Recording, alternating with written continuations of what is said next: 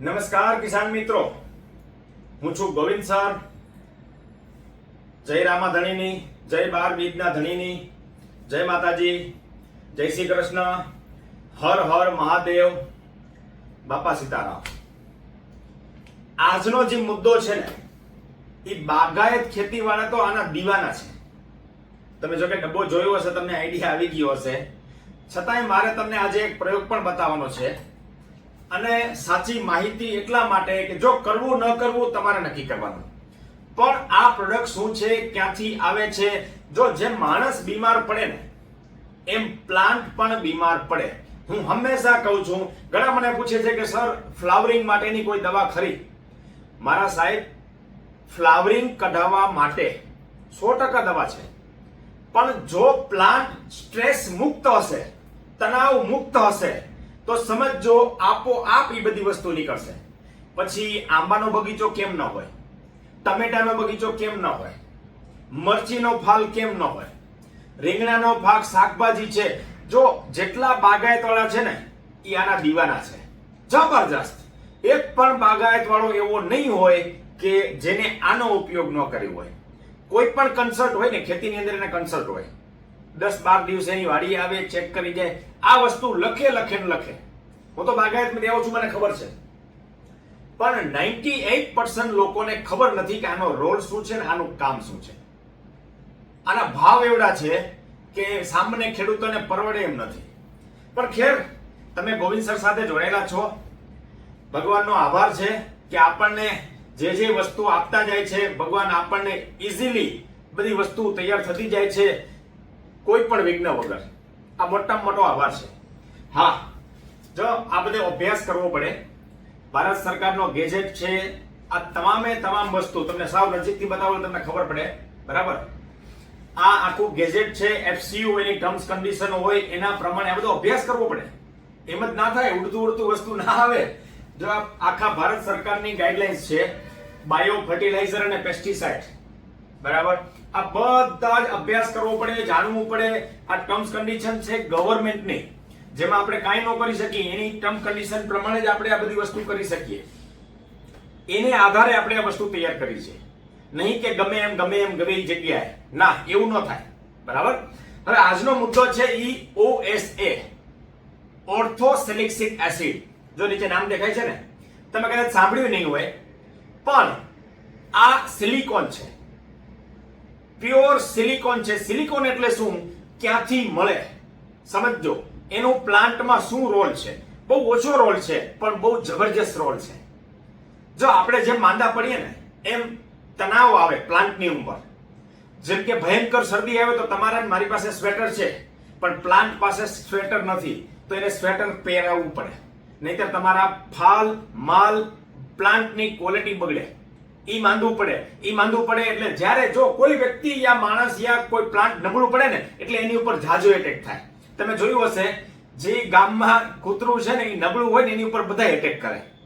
પણ ખતરનાક કૂતરો હોય કે એની સામે કોઈ અવાજ કરે છે, એમ સમજો ખેતીની અંદર તમારે 365 દિવસ પ્લાન્ટને માંદું જ નહીં પડવા દેવાનું. હું છેલ્લે રાઝે કહીશ કે બાગાયત વાળા ફ્લાવરિંગ માટે શું કરે છે, આનો શું રોલ છે, તમને સમજાવીશ. ખુશ થઈ જશો. આ એવી માહિતી છે, બરાબર? પેલા સમજી લઈએ આની આખી કેમિસ્ટ્રી શું હોય, બાયોલોજી શું હોય પ્લાન્ટની. 15 થી 20 દિવસે પ્લાન્ટ છે ને, જો વાતાવરણમાં ફ્લક્ચ્યુએશન આવે, ભયંકર શરદી હોય, ભયંકર ઠંડી હોય, ગરમી હોય, ભયંકર વધારે વરસાદ પડી જાય, તો એને પણ પ્લાન્ટને પ્રોબ્લેમ આવે. તો એને પ્લાન્ટને દૂર કરવા માટે ફર્સ્ટ નંબરનો જો કોઈ કમ્પોનન્ટ આવતું હોય ને, તો એ OSA, ઓર્થોસેલિસિક એસિડ છે. એ કોઈ પણ પાકમાં ચાલે. બહુ આની જાજી કિંમત નથી. કિંમત તમને કીધું, ચાલો 500 રૂપિયા લીટરનો ભાવ છે, બરાબર? માર્કેટમાં ઘણી બધી એવી કંપનીઓ છે જે 1000 થી 1200 રૂપિયામાં વેચે છે, બરાબર? એ સેમ વસ્તુ. પણ આ જે પ્રોસેસ તૈયાર થાય છે ને, ક્યાંથી આવે છે? સમુદ્રના નીચે શેવાળ હોય, બરાબર? સૌથી નીચે. એ પ્લાન્ટને ફેક્ટરીમાં લઈ આવવામાં આવે, એને ચર્ન કરવામાં આવે. ચર્ન એટલે સમજો એને હલાવવામાં આવે. 24 કલાક અને ચર્ન કરવામાં આવે ને, કોલ્ડ પ્રોસેસ. જો આમાં કોઈ કેમિકલ નથી, પછીથી છૂટું પડે ને, OSA, ઓરિજિનલ. બાકી આમાં કેમિકલ આવે છે. કેમિકલ એટલે શું? આને આ વસ્તુ છે એને તમે કેમિકલ પ્રોસેસ થી નાખો. ટર્મ્સ કન્ડિશન આમાં લખેલી જ છે ગવર્મેન્ટની. એ કેમિકલ નાખી અને ખાલી અડધી કલાક હલાવો એટલે આમાંથી એક્સ્ટ્રેક્ટ થઈ જાય, પાંદડામાંથી બહાર નીકળી જાય. એમાં રિઝલ્ટ આવે, ના આવે એવું નથી, પણ એમાં રિઝલ્ટ કપાય. આજી કોલ્ડ પ્રોસેસ છે ને, જેમ કે ઘાણીનું તેલ તમને ખબર હોય તો આપણે અહીંયા સૌરાષ્ટ્રમાં બહુ ખાસ કાચી ઘાણીનું તેલ બળદ ચલાવતા હોય, હજી સાઉથમાં આવું છે. એમ અહીંયા ઘણી વાર છે ને કોલ્ડ પ્રોસેસ હોય, જેને મગફળીના દાણા છે એને ગરમ કરવામાં ન આવે, સાવ ધીમે ધીમે ચલાવી ક્રશ કરી અને એમાંથી તેલ કાઢવામાં આવે, એટલે એના બધા એલિમેન્ટ અંદર રહે. આ ગવર્મેન્ટ ટર્મ્સ કન્ડિશન પ્રમાણે 2% જ પૂરતું છે. સ્પ્રે માટે એનો દમદાર રિઝલ્ટ છે. તમે કોઈ પણ ફંગીસાઇડ સાથે આને આપી શકો. જો મારે માહિતી એકદમ ડિટેલમાં આપવી એટલે વિડીયો સેટ મોટો થશે.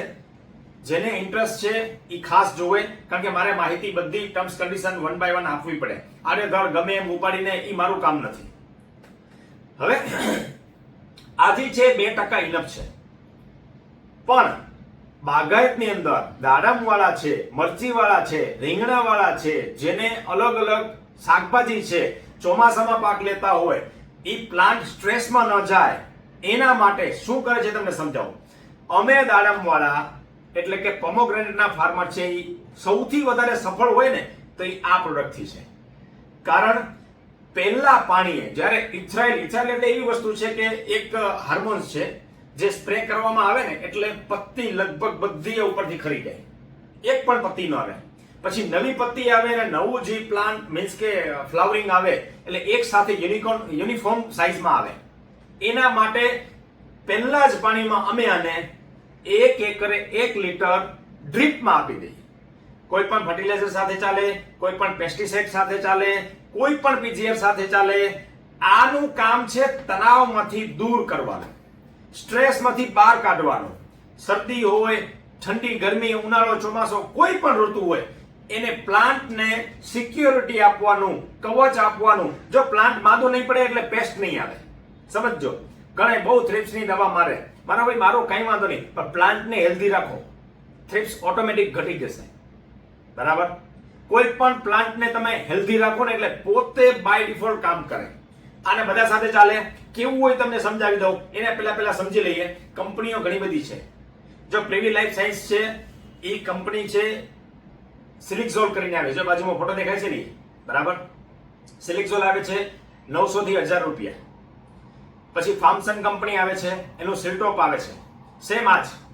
આ બધી કોલ્ડ પ્રોસેસ થી જ આવે છે. દમદાર પ્રોડક્ટ છે, કોઈ વાંધો નથી. તમને જ્યાંથી મજા આવે ત્યાંથી મળે, લઈ લ્યો. પણ ભાવ એના 1000 થી 1200 રૂપિયા લીટરનો ભાવ છે. હવે 2 ml જરૂર પડે એટલે માની લો કે હું 1000 લીટરનું પાણીનો સ્પ્રે કરતો હોઉં તો મારે 2 લીટર જોઈએ, એટલે મારે એ 2200 થી 2000 રૂપિયાનો ખર્ચ થાય. સામાન્ય ખેડૂત આને પરવડે નહીં. એટલા માટે આ કોલ્ડ પ્રોસેસ થી પ્લાન્ટમાંથી સીવીડમાંથી એક્સ્ટ્રેક્ટ કરી અને ઓએસએ તૈયાર કરવામાં આવે છે, જેમાં તમામ એલિમેન્ટ આવી ગયા. 2.7 સમજો, ખાલી 2 તો લખેલું છે ટર્મ્સ કન્ડિશન પ્રમાણે. સરકારના મુજબ આપણે વધારે ન લખી શકીએ. જો આખો ડબ્બો તમને બતાવું, વજન વાળો ગયો. આ 2 જે દેખાય છે ને, આપણી પ્રોડક્ટમાં 2.7 આવે છે, કારણ કે કોલ્ડ પ્રોસેસ છે ને એટલે એમાં એક એલિમેન્ટ દબાતા નથી. હવે કેવું હોય તમને સમજાવું. જોજો,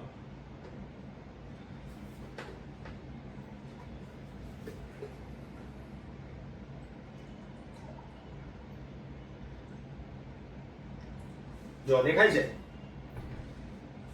આ છે ઓરિજિનલ ઓર્થોસેલેક્સિક એસિડ. ભાઈ આ દારૂ નથી હો, આપણે એને હાથે ન લગાવી. યસ, આ ઓર્થોસેલેક્સિક એસિડ છે. તમે એને સૂંઘશો ને તો પ્લાન્ટમાંથી એક્સ્ટ્રેક્ટ કરેલું ગંધ મારશે. આ એની પહેચાન, આ એની ઓળખાણ. આ કલર જે છે એ ઓરિજિનલ પ્રોડક્ટ છે. આમાં વ્હાઇટ આવે છે, ઘણી કંપનીઓ વ્હાઇટ આપે છે, એ કોલ્ડ પ્રોસેસ નથી, એ કેમિકલ પ્રોસેસ કરી અને આપે એટલે આ વસ્તુ દબાઈ જાય. બરાબર? આ પ્યોર ઓરિજિનલ રેડ એલગી જે આવે ને એમાંથી એક્સ્ટ્રેક્ટ કરવામાં આવે, ઈ છે આ ઓર્થોસેલેક્સિક એસિડ. આ પ્લાન્ટને સ્ટ્રેસમાંથી બહાર કાઢે. હા, આની અંદર આલ્કોહોલનું પ્રમાણ છે હો, હું તમને કહી દઉં. ખાલી 2% ઓલો છે એ નથી, એના સિવાય બીજા ટ્રેસ એલિમેન્ટ ઘણા છે. પણ ટર્મ્સ કન્ડિશન પ્રમાણે આપણે કહી શકતા નથી. શું કામ? ઈ રાજ છે. આપણો ખેડૂતને પરફેક્ટ ઓછા ખર્ચમાં ઓરિજિનલ વસ્તુ મળે એના માટે આ વસ્તુ છે. હું બધું રાજ ખોલી નાખું ને તો કંપનીને ખબર પડી જાય છે કે સાહેબ તમે આ બધા અમારા ચિઠ્ઠા ખોલી નાખો છો, બરાબર. પણ આ વસ્તુ મેં તમને બતાવી, ઈ ઓર્થોસેલિસિક એસિડ ઓરિજિનલ જે 1000 થી 1200 રૂપિયા લીટર મળે છે, ઈ આને ફ્લાવરિંગ સ્ટેજમાં સૌથી મોટામાં મોટો રોલ છે. શું રોલ છે? તો કે પ્લાન્ટને સ્ટ્રેસમાંથી બહાર કાઢે. અમે એને દર 15 દિવસે એક જ વાર ડ્રીપમાં એક જ વાર આપીએ. જ્યારે ફ્લાવરિંગ હોય ને ત્યારે એક વખત અમે આપી દઈએ 1 લીટર 1 એકરે. પછી ડ્રીપમાં આપવાનો રોલ કઈ નથી. પણ ઉપરથી શિયાળો હોય, ચોમાસો હોય, ઉનાળો હોય, કોઈ પણ ફંગીસાઇડ, કોઈ પણ પેસ્ટિસાઇડ, કોઈ પણ ફર્ટિલાઇઝરના ગ્રેડ સાથે આને આપીએ એટલે એનું રિઝલ્ટ ડબલ થઈ જાય. આ હું શું કામ કહું છું? બહુ સમજી વિચારીને હું અભ્યાસ કરીને તમને કહું છું. એમ જ આડેધડ નહીં, મારી પાસે આ ગેજેટ છે, મારે અભ્યાસ કરવો પડે, વાંચવું પડે, ટર્મ્સ કન્ડિશન ગવર્મેન્ટની શું છે, ઓરિજિનલ પ્રોડક્ટ કઈ રીતે બને છે, આ ઈ વસ્તુ મારે તમને માહિતી આપવી પડે. કારણ કે આ મીડિયા છે, માધ્યમ છે, હજારો લાખો લોકો આને જોવે છે. તો કાલે ઈ આપણને કંઈ ખોટા ન પડે એના માટે મારે ધ્યાન રાખવું પડે. એટલે આની અંદર લખેલું 2% જ આવશે, પણ પ્રોડક્ટની અંદર 2.7% છે. ઈ પણ મેં તમને રાજ કહી દીધું, બરાબર. આની અંદર બીજા હજી ટ્રેસ એલિમેન્ટ છે જે પ્લાન્ટને સ્ટ્રેસમાંથી બહાર કાઢવાનું કામ કરે. અમે આને ફંગીસાઇડ સાથે મિક્સ કરી છે. શું કામ? ફંગીસાઇડ છે એનું રિઝલ્ટ વધારવા માટે. થ્રિપ્સની દવા સાથે આને મિક્સ કરી છે. શું કામ? થ્રિપ્સની દવાનું રિઝલ્ટ વધારવા માટે. ફર્ટિલાઇઝરના કોઈ પણ ગ્રેડ છે એની સાથે અમે સ્પ્રે કરીએ છીએ. શું કામ? એનું રિઝલ્ટ વધારવા માટે. ગઈકાલે મને એક થરાદથી ભાઈનો ખેડૂતનો ફોન હતો. મને કહે સાહેબ આ વિડીયો જોવો છે, પ્લાન્ટની અંદર એટલા બધા ગોટી દાડમની અંદર સેટ થયેલી હતી. મને કહે સર આ મોટી મોટી ગોટી પડી જાય છે. જે છે એ તમને કહું એટલે તમને ફોટો બતાવજો. આવી એવી ગોટી પડી જાય છે. એટલે મેં એને કીધું તમે ફોટો કે વિડીયો મોકલો. તો એને અડધી કલાક પછી ફોટો કે વિડીયો મોકલ્યો. એટલે મેં જોયું એટલે અંદર નજર નાખી ત્યાં જેટલી પત્તી એટલા એના જીંડવા હતા. કપાસની અંદર જીંડવા હોય ને એવા દાડમની અંદર ગોટી બંધાયેલી હતી.